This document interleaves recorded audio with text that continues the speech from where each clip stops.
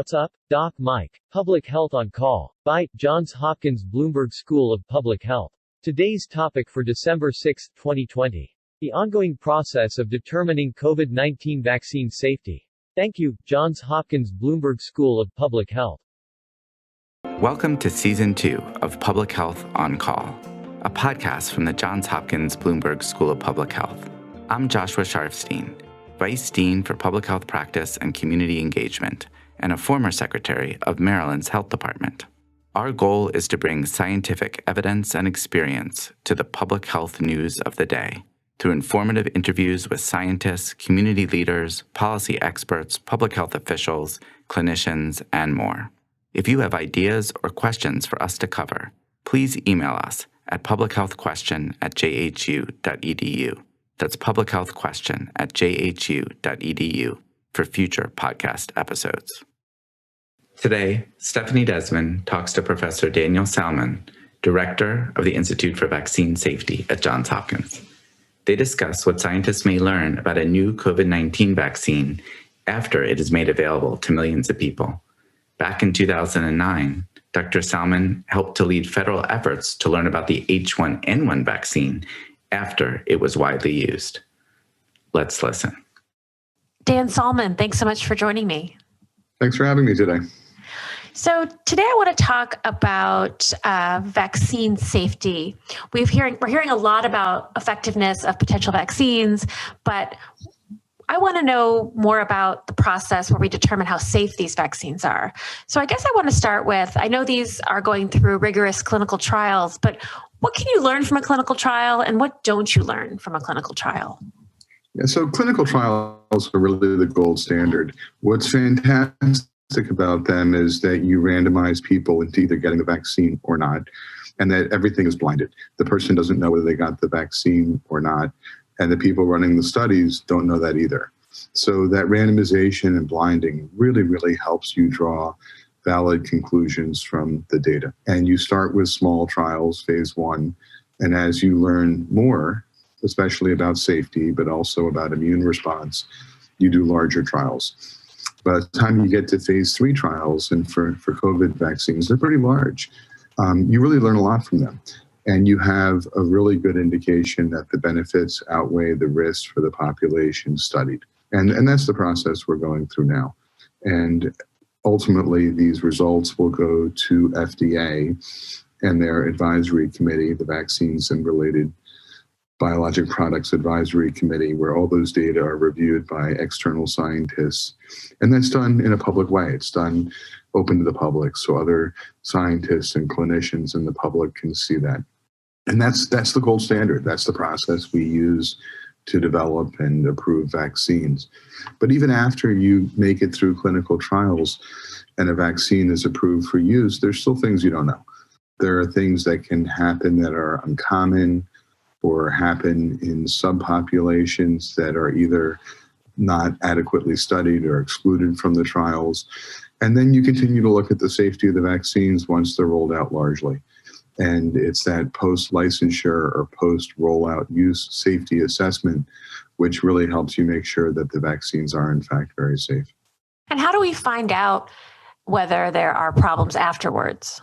Well, there's a variety of ways. You have passive surveillance systems, which allow anybody to report anything. The one in the US is called the Vaccine Adverse Event Reporting System. And the public can make reports, clinicians can make reports, and they're useful for identifying problems you didn't anticipate. It can ask questions, but it can't answer them for scientific reasons. There's a new system for COVID vaccines that CDC is rolling out where it's basically texting reports from early vaccinees. And again, that can be useful for picking up something you didn't expect.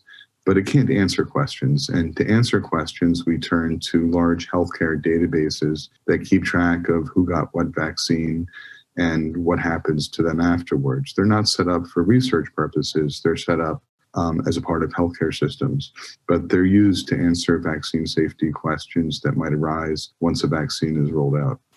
This will be a huge undertaking. I mean, we're talking about hundreds of millions of people will be getting this vaccine.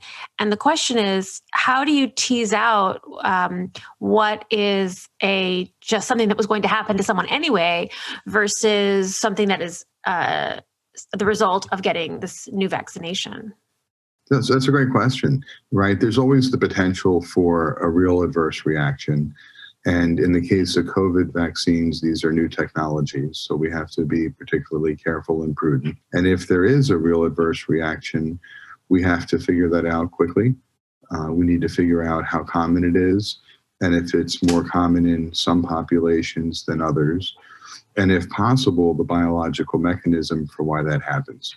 And then depending on how frequent it is, that might change vaccine recommendations. I mean, it could even change the authorization to use the vaccine depending on how serious and how common it is. But vaccine programs are prone to coincidental adverse events derailing them, especially mass vaccination programs where you vaccinate a lot of people in a short amount of time. So, for example, if we vaccinate 10 million people over 65, we're going to have heart attacks and strokes that occur in the same day as the vaccine just by chance alone. Because if you take 10 million people today over 65, lots of them will have heart attacks and strokes. So the key there is to really quickly and rigorously and with credibility separate real adverse reactions from coincidental adverse events that happened around the time of vaccination, but not because of the vaccine. So this is why your question is so good, and I haven't even answered it yet. So how do we do that? Well, we look at these large healthcare databases, and we typically calculate the background rate of adverse events in those databases prior to rolling out the vaccine. So, for example, the Vaccine Safety Data Link is one such system. So for heart attacks and strokes, they'll calculate the rate of heart attacks and strokes in their population prior to rolling out the vaccine. And then when we start to see, for example, heart attacks after vaccination, we can compare that to the rate that would have occurred anyway. As we said, there will be people who have heart attacks and strokes after they're vaccinated. And there's also there's people in this country who are very hesitant about getting vaccinated. How are we going to sort of reassure people who are prone to this skepticism that there's not a major problem? Yeah, it's a real challenge. I mean, in 2019, the World Health Organization declared vaccine hesitancy a top 10 global health threat.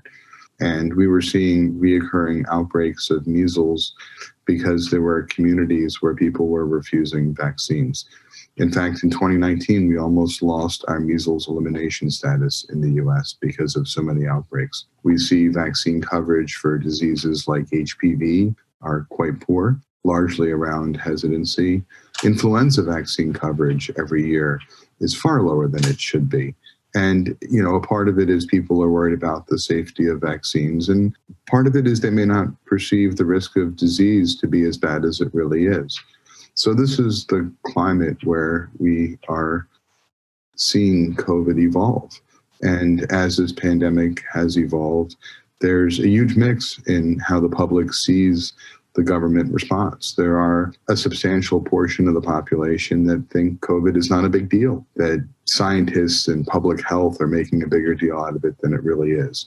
And we see problems with things like compliance with wearing masks, and even people questioning the safety and effectiveness of mask wearing.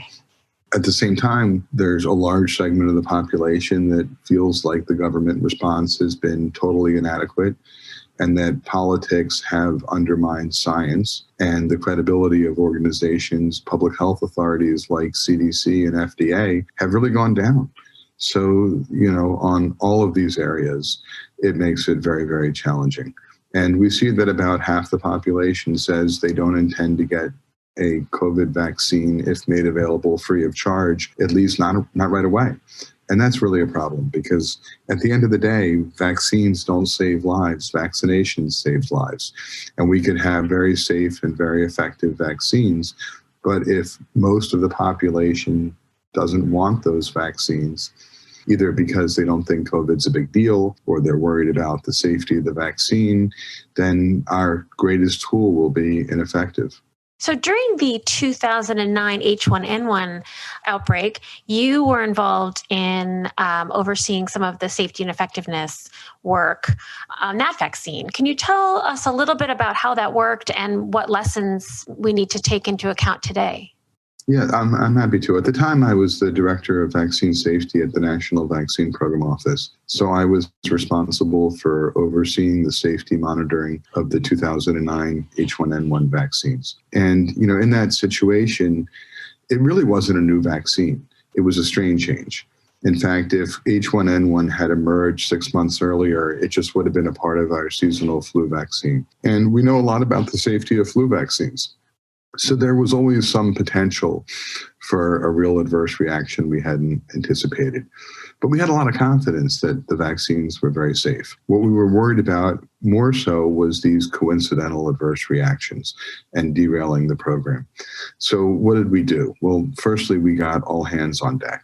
We had clear leadership within the Department of Health and Human Services, from the Secretary to the Assistant Secretary for Health and the Assistant Secretary for Preparedness and Response. And they really empowered me in my office to do our job.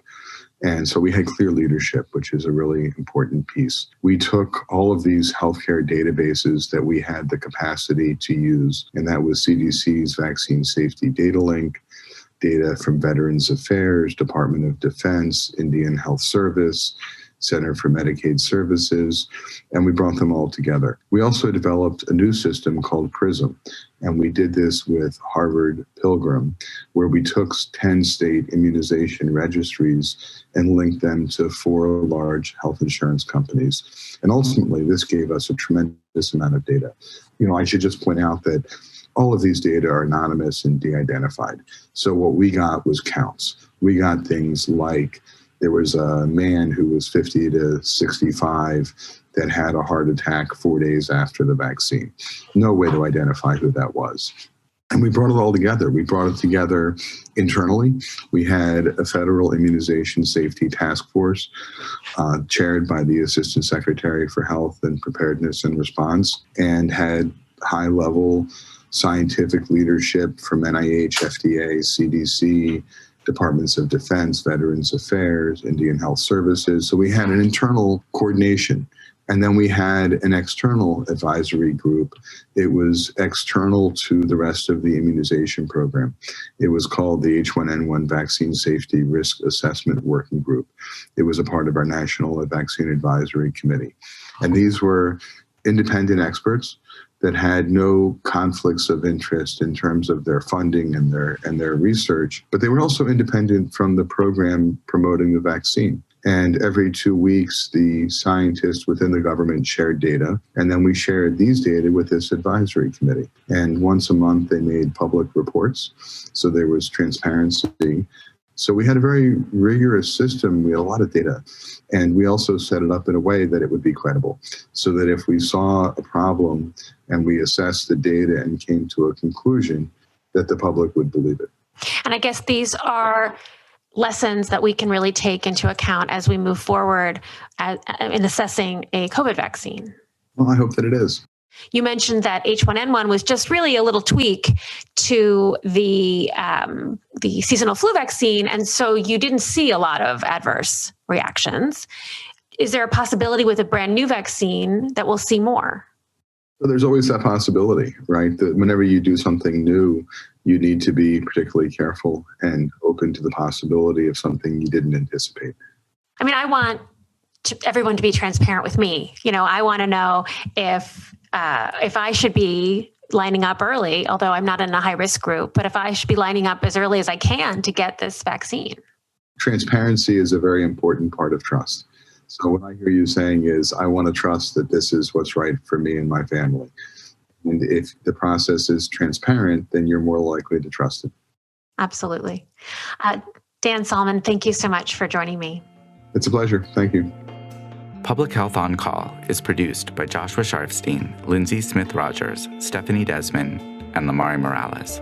Audio production by Spencer Greer, Niall Owen McCusker, Cian Oates, and Matthew Martin, with support from Chip Hickey. Distribution by Nick Moran. Thank you for listening.